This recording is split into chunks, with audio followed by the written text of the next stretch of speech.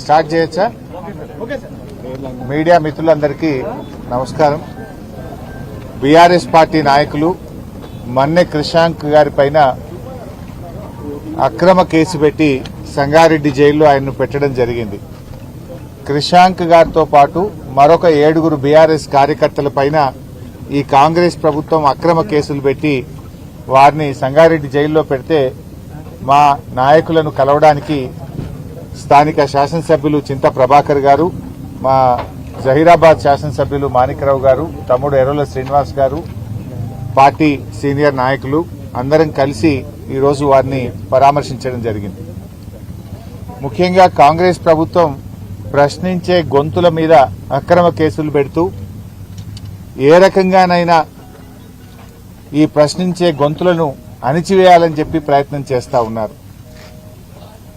కాంగ్రెస్ ప్రభుత్వ తీరు చూస్తా ఉంటే రాష్ట్ర అభివృద్ది పట్ల గాని, ప్రజల పట్ల గాని, రైతుల పట్ల వీళ్ళకు బాధ్యత లేదు. ప్రభుత్వ అక్రమాలను, ప్రభుత్వం చేస్తున్న అన్యాయాలను, ప్రభుత్వ వైఫల్యాలను, ప్రభుత్వం చెప్పిన మేనిఫెస్టో అమలు తీరును ప్రశ్నించే గొంతుల మీద కేసు పెడుతూ మమ్మల్ని మీరు అడుగుతారా అనేటువంటి అహంకారపూరిత రాచరిక ధోరణిని ఇవాళ కాంగ్రెస్ ప్రభుత్వం అవలంబిస్తా ఉంది. ఆనాడేమో 6 గ్యారంటీలతో పాటు 7వ గ్యారంటీ ప్రశ్నించే హక్కును కల్పిస్తాము అన్నారు. ఈరోజు ఎవరు మాట్లాడితే వాళ్ళ మీద case, vigilance enquiry, CID enquiry, కమిషన్లు, అక్రమ కేసులు, అరాచకాలకు పాల్పడతా ఉన్నారు. ఇవాళ క్రిషాంక్ గారి మీద పెట్టిన కేసు, క్రిషాంక్ గారు పోలీస్ స్టేషన్ లో కంప్లైంట్ ఇచ్చినాడు. ఆయన మా నాయకులు కేసీఆర్ గారి మీద, మా పార్టీ నాయకులు కేటీఆర్ గారి మీద, మా పార్టీ నాయకుల మీద ఫేక్ పోస్టులు పెడతా ఉన్నారు, తప్పుడు వార్తల్ని ప్రచారం చేస్తా ఉన్నారు అని ఎవరైతే ఆ వార్తలు ప్రచారం చేశారో, ఎవరైతే తన మొబైల్ నుంచి ఈ పోస్టులు చేశాడో ఆ మొబైల్ ఫోన్ తీసుకెళ్లి పోలీస్ స్టేషన్ లో ఇచ్చాడు.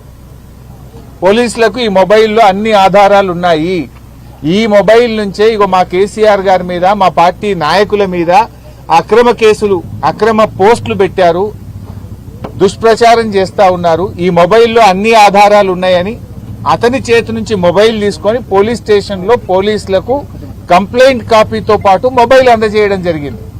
ఇప్పుడు ఎవరి మీద కేసు బుక్ చేయాలి? ఎవరైతే బీఆర్ఎస్ నాయకుల మీద ఫేక్ పోస్టులు పెట్టినారో, తప్పుడు పోస్టింగ్లు పెట్టి తప్పుడు వార్తలు రాసినారో వాళ్ళ మీద కేసు పెట్టలే.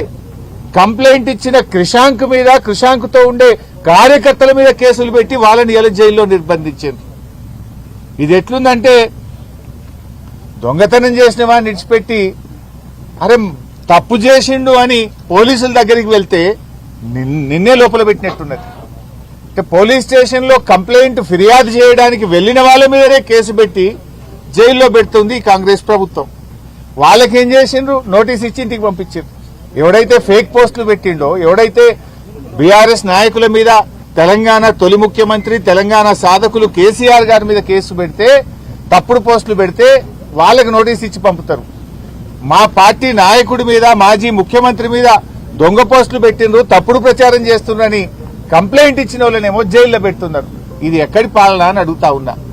ఇది ప్రజాస్వామ్యమా అని నేను అడుగుతా ఉన్నా రేవంత్ రెడ్డిని. నువ్వే హోంమంత్రివి, నువ్వే ముఖ్యమంత్రివి, ఇది ఏం పద్ధతి అని అడుగుతా ఉన్నా. ఇవాళ వాళ్లకు ఆయన మీద 308 సెక్షన్ పెట్టిండ్రు, నాన్ బెయిలబుల్ సెక్షన్ పెట్టిండ్రు. మెజిస్ట్రేటే అడిగింది, ఫోన్ తీసుకుంటే ఎవడన్నా నాన్ బెయిలబుల్ సెక్షన్ పెడతారా? ఫోన్ తీసుకుపోయి పోలీసులకే ఇచ్చిండు కదా, ఇలా ఆధారాలు ఉన్నాయి చూసుకోండి అని. ఆయన మీద నాన్ బెయిలబుల్ ఎట్లా పెడతారని మెజిస్ట్రేట్ గారే 308 సెక్షన్ కొట్టేసింది. మెజిస్ట్రేట్ కొట్టేస్తే మిగతా సెక్షన్లు ఏంటి? అన్ని below 7 years bailable sections. Below 7 years దాంట్లో అరెస్ట్ చేయరు, స్టేషన్ బెయిల్ ఇవ్వాలి. బిలో 7 years ఉంటే ఈయన మీద 22 కేసులు ఉన్నాయి, ఈయన హ్యాబిచువల్ అఫెండరు, ఇతన్ని జైలుకు పంపాల్సిందే అని చెప్పి తప్పుడు కేసులు అన్ని కూడా చూపించి ఇవాళ క్రిషాంక్ గారిని జైల్లో పెట్టడం జరిగింది. క్రిషాంక్ గారి మీద ఉన్న కేసులేంది? క్రిషాంక్ ఏమన్నా మర్డర్ చేసిండా, రేప్ చేసిండా, టెర్రరిస్టా, ఏమన్నా క్రిషాంక్ ఏమన్నా తప్పుడు చేసిండా? క్రిషాంక్ ని ప్రభుత్వ అరాచకాల్ని ప్రశ్నించిండు.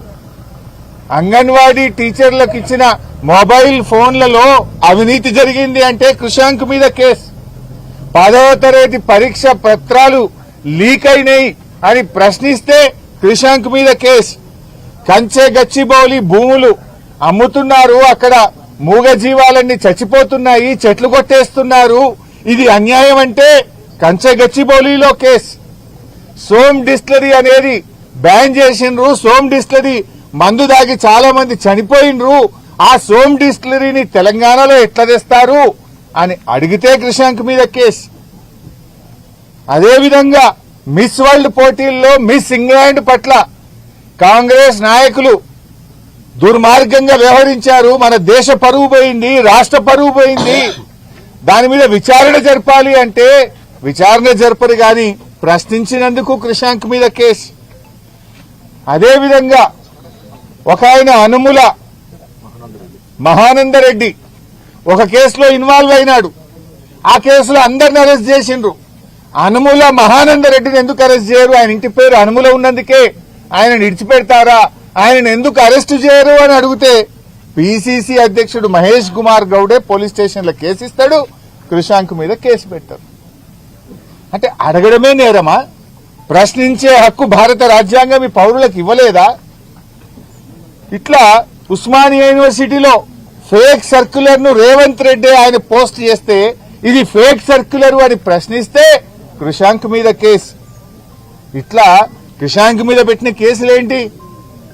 ఈ దేశ పరువు పోయింది, మిస్ వరల్డ్ మిస్ ఇంగ్లాండ్ పట్ల మీరు అవమానపరిచే విధంగా చేసిండ్రు, 10వ తరగతి పరీక్ష పత్రాలు లీక్ అయినాయి, గచ్చిబౌలి భూములు అమ్ముతున్నారు, చెట్లు కొడుతున్నారు, సోమ్ డిస్టిలరీ అనే మందు దాగి చాలా మంది చనిపోయిండ్రు, ఇది మన రాష్ట్రంలో తేవద్దు, ఇట్లాంటి విషయాలు మాట్లాడినందుకు ఇవాళ అరెస్ట్ చేసి జైల్లో పెడుతుండ్రు. అంటే ఇది ఎక్కడి ప్రభుత్వం అని అడుగుతా ఉన్నాం. రేవంత్ రెడ్డిని అరాచకాలకు ప్రజలు గమనిస్తా ఉన్నారు, తప్పకుండా తగిన విధంగా బుద్ధి చెప్తారు. ఇట్లా ఎన్ని కేసులు, మెదక్లో మా పార్టీ నాయకుల మీద కేసులు, సంగారెడ్డిలో మా నాయకుల మీద కేసులు, రాష్ట్ర వ్యాప్తంగా లగచర్లలో చూశాం, మా గిరిజన బిడ్డల మీద ఏ రకంగా అక్రమ కేసులు పెట్టారో చూశాం. కేసులతో గొంతు నొక్కలేవు, కేసులతో నువ్వు మళ్లీ గెలుస్తా అనుకుంటే అది మూర్ఖత్వం. హిట్లర్ను మించిపోయింది నీ మూర్ఖత్వం. నువ్వు ఆ జూబ్లీహిల్స్ ప్యాలెస్ లో కూర్చొని నువ్వేదో రాజు అనుకుంటున్నావు, నేనే రాజు నేనే మంత్రి నీకు నువ్వే చెప్పుకుంటున్నావు. కానీ నీకు తగిన బుద్ధి చెప్పడానికి ఇలా రాష్ట్ర ప్రజలు సిద్ధంగా ఉన్నారు. కొంతమంది ఐపీఎస్ అధికారులు ఇలా మా ఫోన్లు హ్యాక్ చేస్తా ఉన్నారు, మా ఇండ్ల ముందున్న సీసీ కెమెరాలు హ్యాక్ చేస్తా ఉన్నారు. బెంగళూరు నుంచి ప్రైవేట్ హ్యాకర్లను తీసుకొచ్చి వాళ్లకు డబ్బులు చెల్లించి హైదరాబాద్ కమాండ్ కంట్రోల్ రూమ్ లో వాళ్లను పెట్టి ఇవాళ బీఆర్ఎస్ నాయకుల ఫోన్లు హ్యాక్ చేస్తున్నారు, మా ఇండ్ల ముందుండే సీసీ కెమెరాలు హ్యాక్ చేస్తా ఉన్నారు. ఇవన్నీ బయటకు వస్తాయి. నేను ఐపీఎస్ అధికారులను కూడా హెచ్చరిస్తా ఉన్నాం, మా దగ్గర అన్ని సాక్ష్యాధారాలు ఉన్నాయి, టైం వచ్చినప్పుడు అన్ని బయట పెడతాం. రేపు బీఆర్ఎస్ ప్రభుత్వం వచ్చిన తర్వాత మీరు రిటైర్ అయినా మిమ్మల్ని వదిలిపెట్టము. మీరు రిటైర్ అయితమేమో అనుకుంటున్నారేమో గాని రేపు మీ మీద దానికి సంబంధించినటువంటి కేసులు నమోదు చేస్తాం, విచారణ జరుపుతాం. మీరు చేసిన అక్రమాలకు మీరు తగిన మూల్యం చెల్లించుకోవాల్సి వస్తుంది. అప్పుడు రేవంత్ రెడ్డి కాపాడలేడు, మిమ్మల్ని ఎవడు కాపాడలేడు. రిటైర్ అయితే సొంత డబ్బులతో అడ్వకేట్లను పెట్టుకోవాల్సి వస్తుంది. గుర్తుపెట్టుకోండి, చట్టానికి అనుగుణంగా నడుచుకోండి. కానీ చట్టాన్ని అతిక్రమించి ప్రైవేట్ హ్యాకర్లను ఎంగేజ్ చేసి బీఆర్ఎస్ నాయకుల ఫోన్లు హ్యాక్ చేస్తే, బీఆర్ఎస్ నాయకుల ఇండ్ల ముందుండే కెమెరాలు హ్యాక్ చేస్తే మీరు రేపు చట్టం నుంచి తప్పించుకోలేరు అనే విషయాన్ని నేను వాళ్ళని హెచ్చరిస్తా ఉన్నా. ఏంది అక్రమ కేసులు? ఇలా కృషాంక్ మీద ఇన్ని కేసులు పెట్టి జైల్లో పెట్టినా అని రేవంత్ రెడ్డి వికృత ఆనందం పొందుతా ఉన్నాడు. మీరు చేసే అరాచకాలు పాపాలు అన్ని ఇన్ని కావు, ఇవన్నీ రికార్డ్ అవుతున్నాయి, ప్రజల దృష్టిలో రికార్డ్ అవుతున్నాయి, మా పార్టీ కార్యాలయంలో రికార్డ్ అవుతున్నాయి. రేపు వీటన్నిటినీ ఓపెన్ చేయాల్సి వస్తుంది. అయిపోయింది, నీ పని అయిపోయింది. నువ్వు నీ 420 హామీలు లేవు, నీ 420 హామీల సంగతి ప్రజలకు అర్థమైంది. ప్రజలే తిరగబడుతున్నారు. నువ్వు మాటలకు ఎక్కువ, చేతలకు తక్కువ. ఏదన్నా ఒక్కటన్నా అమలైందా? నీ మాటలు ఏదైనా ఒక్కటన్నా అమలైందా? ఇవాళ నీ జూబ్లీహిల్స్ ప్యాలెస్ జాలని ఎంసీహెచ్ఆర్డీలో 100 కోట్లతో ఇంకో ప్యాలెస్ కడుతున్నావు. పెడతాం, అన్ని బయట పెడతాం. ఇప్పటికైనా మేము ఒకటే కోరుతున్నాం, నీకు సగం కాలం అయిపోయింది, ఇక మిగిలింది సగ కాలమే. ప్రజలకు ఏదైనా మేలు చేసే ప్రయత్నం చేయి. ఇలా రైతులు చాలా ఆందోళన ఉన్నారు. అరే శనగలు కొనుడు ఆపేసినావు నువ్వు, సన్ఫ్లవర్ కొనుడు ఆపేసినావు నువ్వు. 20 రోజుల నుంచి కొనుగోలు కేంద్రాల్లో పొద్దుతిరుగుడు రైతులు, శనగలు పండించిన రైతులు పడిగాపులు కాస్తున్నారు, కుప్పల కాడనే పండుకుంటున్నారు 15 రోజులకెళ్ళి. మరి నీ మంత్రులు నువ్వు నిద్రపోతున్నావా? నీ ఇంటెలిజెన్స్ ఏం చేస్తున్నది? మక్కలు కొనే దిక్కే లేదు, దానికేందో 26 క్వింటాలే కొంటాం ఎకరాకు అనే కొత్త షరతులు పెట్టినవు. 13 లక్షల ఎకరాల్లో మక్కలు పండినాయి. ఈ రోజు రాష్ట్ర ప్రభుత్వం సగం కూడా మక్కలు కొనక 1600కు 1700కు బయట మక్కలు అమ్ముకునే పరిస్థితి ఉంది. వడ్ల కొనుగోలు కేంద్రాలు స్టార్టే అయితే లేవు. ఇలా 5 కిలోలు 6 కిలోలు తాలు పేరు మీద కటింగ్ పెడతా ఉన్నారు. అప్పుడేమో రేవంత్ రెడ్డి పెద్ద పెద్ద డైలాగులు కొట్టిండు, తాలు పెడితే తోలు తీస్తా అన్నాడు. ఇప్పుడు ఎవరు తోలు తీయమంటావు రేవంత్ రెడ్డి? రా ఒక్కసారి రా, కొనుగోలు కేంద్రాలు చూడు.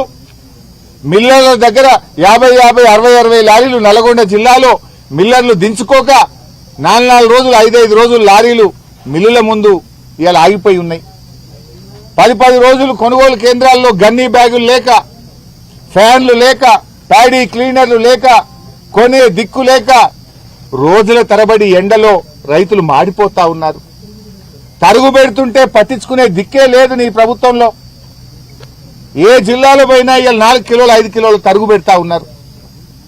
వెంటనే నేను ప్రభుత్వాన్ని డిమాండ్ చేస్తున్నా, ఇవాళ బహిరంగ లేఖ కూడా రాస్తున్నా. నీ రైతు డిక్లరేషన్ బోగస్. అరే నువ్వు శనగలు కొనే తెలివి లేదు నీకు, మక్కలు కొనే తెలివి లేదు, సన్ఫ్లవర్ కొనడం ఆపేసి 20 రోజులు అయిపోయింది, వడ్లు కొనే తెలివి లేదు. జొన్నలు అయితే ఇదివరకు కొనుగోలు కేంద్రాలే స్టార్ట్ చేయలేదు. జైరాబాద్ లో, నారాయణ ఖేడ్లో, జూక్కల్లో, కామారెడ్డిలో, ఆదిలాబాద్ లో జొన్నలు పండిన రైతులు ఇవాళ సంగారెడ్డిలో చాలా ఇబ్బంది పడుతున్నారు. జొన్నలు పండిన రైతులు కొంటవా కొనవా జొన్నలు? ఏంది అసలు?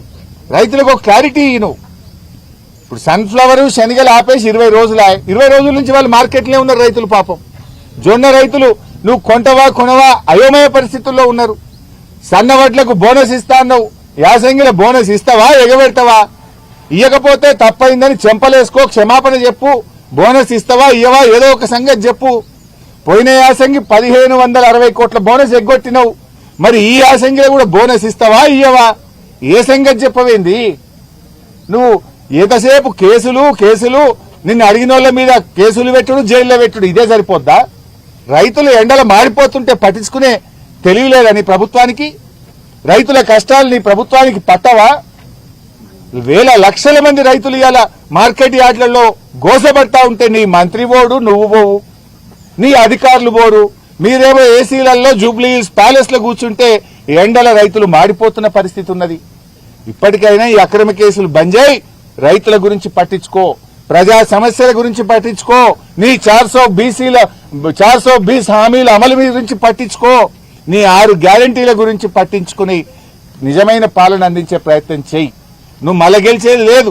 ఈ మిగిలిన 2.5 ఏళ్లైనా మంచిగా పనిచేయి, ప్రజలకు ఇచ్చిన హామీలు అమలు చేయమని చెప్పి డిమాండ్ చేస్తూ క్రిషాంక్ గారి మీద పెట్టిన అక్రమ కేసులు ఎత్తివేయాలని, మళ్లీ పీటీ వారెంట్లు వేసి మళ్ళీ అరెస్ట్ చేసి ఇంకా ఎక్కువ రోజులు జైల్లో పెట్టాలనే వికృత చర్యలకు దిగొద్దని కూడా నేను హెచ్చరిస్తా ఉన్నా. అన్ని బెయిలబుల్ సెక్షన్సే. పీటీ వారెంట్ వేసి బెయిల్ రాగానే ఇంకో పీటీ వారెంట్ తేవాలి, మళ్ళీ జైల్లో పెట్టాలి, ఇంకా కొన్ని రోజులు జైల్లో పెట్టాలి. ఏం సాధిస్తావు జైల్లో పెట్టి? దేనికోసం అంటే బయటకు వస్తే మళ్ళీ నిన్ను ప్రశ్నిస్తాడు, బయటకు వస్తే క్రిషాంక్ నిన్ను మళ్ళీ అడుగుతాడని భయపడుతున్నావా? అడుగుతూనే ఉంటాం. ఇవాళ తెలంగాణ బీఆర్ఎస్ కార్యకర్తలు నిన్ను ప్రశ్నిస్తూనే ఉంటాయి. నువ్వు ఎన్ని కేసులు పెట్టినా, ఎన్ని విచారణలు జరిపినా, ఎంతమందిని జైల్లో పెట్టినా మా పోరాటం ఆగదు. మా పోరాటం రైతుల పక్షాన, మా పోరాటం మహిళల పక్షాన, మా పోరాటం విద్యార్థుల పక్షాన, మా పోరాటం 4 కోట్ల ప్రజల పక్షాన, అన్యాయానికి అణిచివేతకు గురవుతున్న తెలంగాణ ప్రజల పక్షాన బీఆర్ఎస్ ప్రశ్నిస్తూనే ఉంటుంది, పోరాడుతూనే ఉంటుంది. ప్రజల కోసం పుట్టిన పార్టీ మాది. మీలాగా కమిషన్ల కోసమో, దందాల కోసమో, అబద్దాలు చెప్పి అధికారంలోకి వచ్చే పార్టీ కాదు మాది. ప్రజల్లో నుంచి వచ్చింది కనుక ప్రజల పక్షాన నీ అక్రమాల మీద, నీ అన్యాయాల మీద, రైతు కష్టాల మీద, నీ హామీల మీద నిన్ను అడుగడుగునా ప్రశ్నిస్తూనే ఉంటాం. Thank you.